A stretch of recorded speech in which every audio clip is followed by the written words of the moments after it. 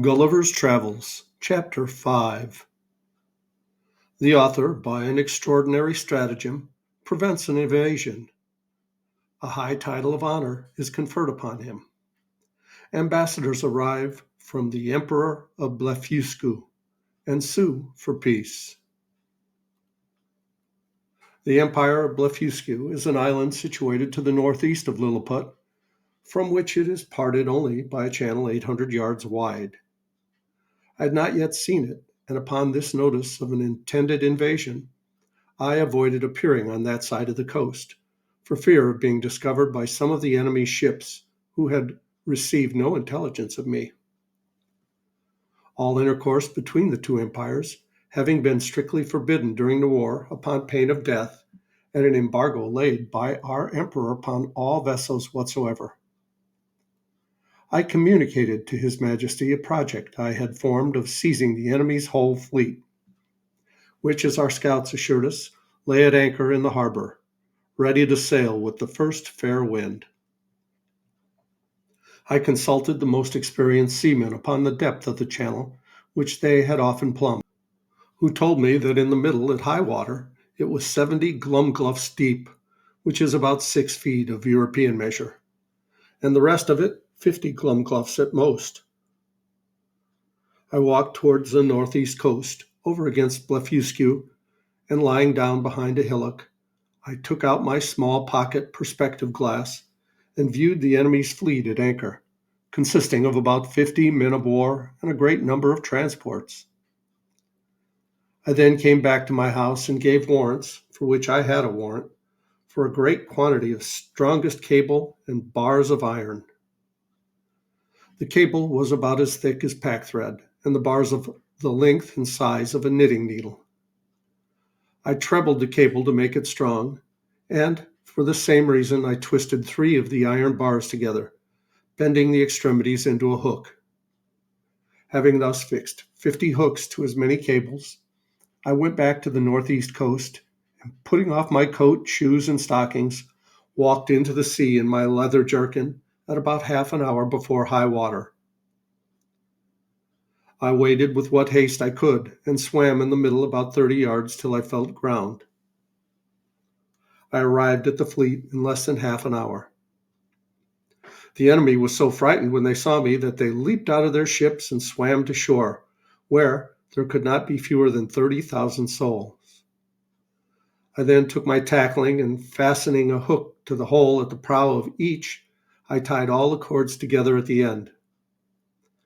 While I was thus employed, the enemy discharged several thousand arrows, many of which struck in my hands and face, and besides the excessive smart, gave me much disturbance in my work. My greatest apprehension was for my eyes, which I should have infallibly lost if I had not suddenly thought of an expedient. I kept, among other little necessities, a pair of spectacles in a private pocket, which, as I observed before, had escaped the emperor's searches.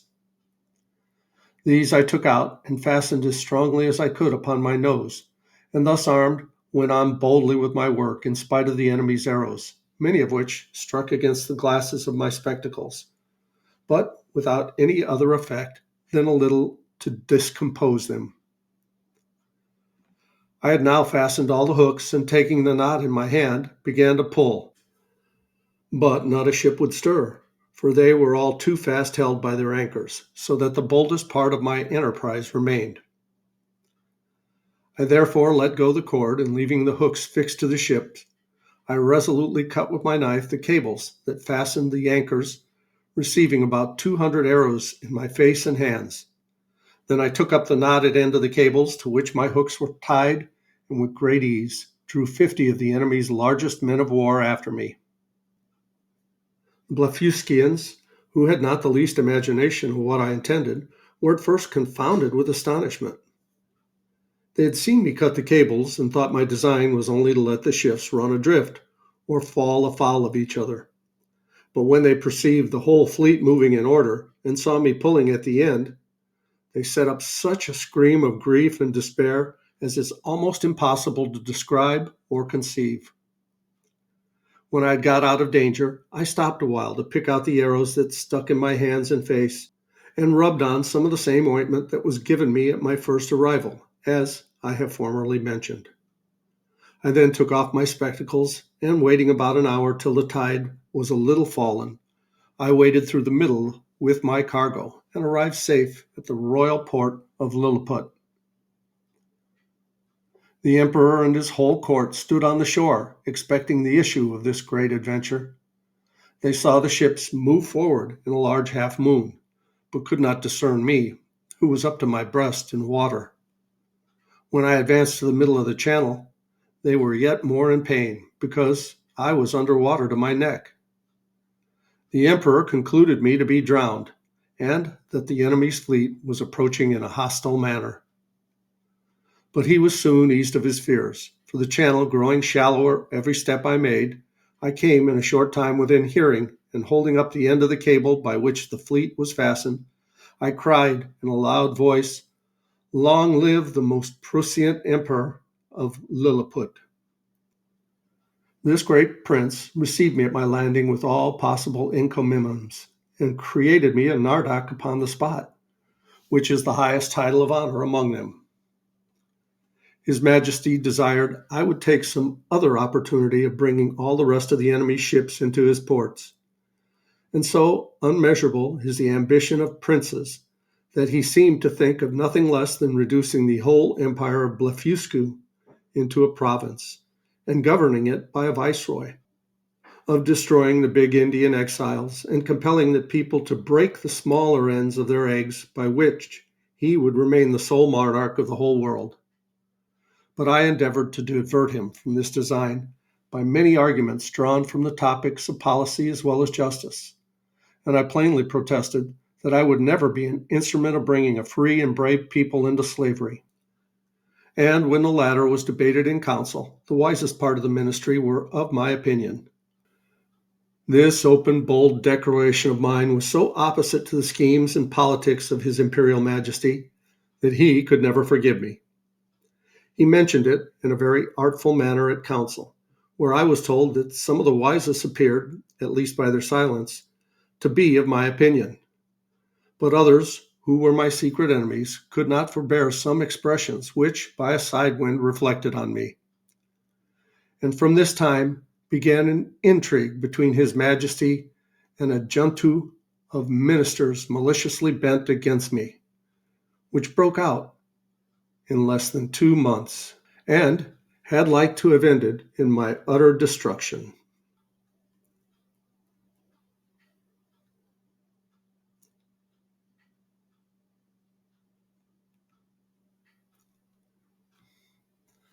Of so little weight are the greatest services to princes when put into the balance with a refusal to gratify their passions. About 3 weeks after this exploit, there arrived a solemn embassy from Blefuscu with humble offers of a peace, which was soon concluded upon conditions very advantageous to our emperor, wherewith I shall not trouble the reader. There were 6 ambassadors with a train of about 500 persons, and their entry was very magnificent, suitable to the grandeur of their master and the importance of their business. When their treaty was finished, wherein I did them several good offices by the credit I now had, or at least appeared to have at court, their excellencies, who were privately told how much I had been their friend, made me a visit in form. They began with many compliments upon my valor and generosity, invited me to that kingdom in the emperor of their master's name, and desired me to show them some proofs of my prodigious strength, of which they had heard so many wonders, wherein I readily obliged them, but shall not trouble the reader with the particulars. When I had for some time entertained their excellencies, to their infinite satisfaction and surprise, I desired they would do me the honor to present my most humble respects to the emperor their master, the renown of whose virtues had so justly filled the whole world with admiration, and whose royal person I resolved to attend before I returned to my own country. Accordingly, the next time I had the honor to see our emperor, I desired his general license to wait on the Blefuscan monarch, which he was pleased to grant me, as I could perceive, in a very cold manner. but could not guess the reason till I had a whisper from a certain person that Filmnap and Bogelum had represented my intercourse with those ambassadors as a mark of dissatisfaction, from which I am sure my heart was wholly free. And this was the first time I began to conceive some imperfect idea of courts and ministers. It is to be observed that these ambassadors spoke to me by an interpreter, the languages of both empires differing as much from each other as any two in Europe, and each nation priding itself upon the antiquity, beauty, and energy of their own tongues, with an avowed contempt for that of their neighbor. Yet our emperor, standing upon the advantage he had got by the seizures of their fleet, obliged them to deliver their credentials and make their speech in the Lilliputian tongue. And it must be confessed that from the great intercourse of trade and commerce between both realms, from the continual reception of exiles which is mutual among them, and from the custom in each empire to send their young nobility and rich gentry to the other in order to polish themselves by seeing the world and understanding men and manners, there are few persons of distinction, or merchants or seamen, who dwell in the maritime parts, but what can hold conversation in both tongues, as I found some weeks after, when I went to pay my respects to the Emperor Blefuscu, which, in the midst of great misfortunes through the malice of my enemies, proved a very happy adventure to me, as I shall relate in its proper place.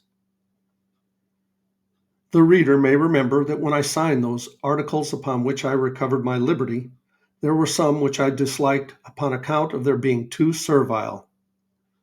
Neither could anything but an extreme necessity have forced me to submit. But being now a nardac of the highest rank in that empire, such offices were looked upon as below my dignity, and the emperor, to do him justice, never once mentioned them to me. And we'll go on with chapter 6 in the next video. Please like, subscribe, leave a comment below.